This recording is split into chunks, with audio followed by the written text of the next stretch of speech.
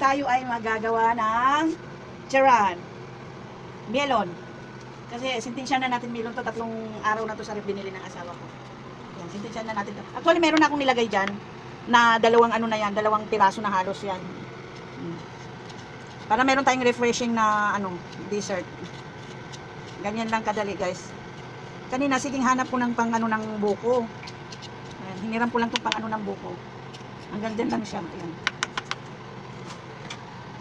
Masarap yan, guys. Kasi kahapon wala tayong upload kahit, ay meron pala. Yung pasalubong ni Kuya. Sa akin na yun. Kahapon, guys, sobrang busy tayo. Hindi tayo nakapag-upload. Yun lang yung ano, Dunkin Donut na pasalubong ni Kuya. Pero race back pag nakahawak ang ng cellphone. Ay, sorry. Ang ilalagay natin dyan, guys, ay ito. Wow, parang ano magbawas tayo ng tubig. Kasi sobrang ano siya. Lagay natin tong condense. Masarap ang gamit pag ang gamit nyo, guys, ay Alaska.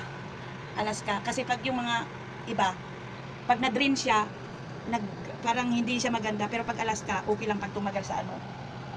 Sa isang pitzel, isang ganyan. Oh. Meron na tayong refreshing na lemon juice. Yan. Try natin, ha. Wow. 3 lemon to, guys, sa isang pitzel. Tingnan mo, halos ano siya. Wow. Parang ang sarap niya. I wanna try. Let's try, guys. Oh, ang ganda. Melon. Yummy, yummy.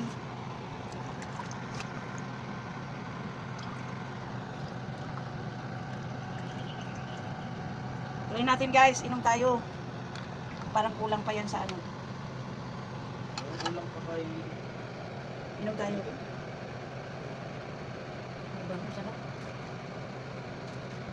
Ang bango, sarap. Thanks for watching.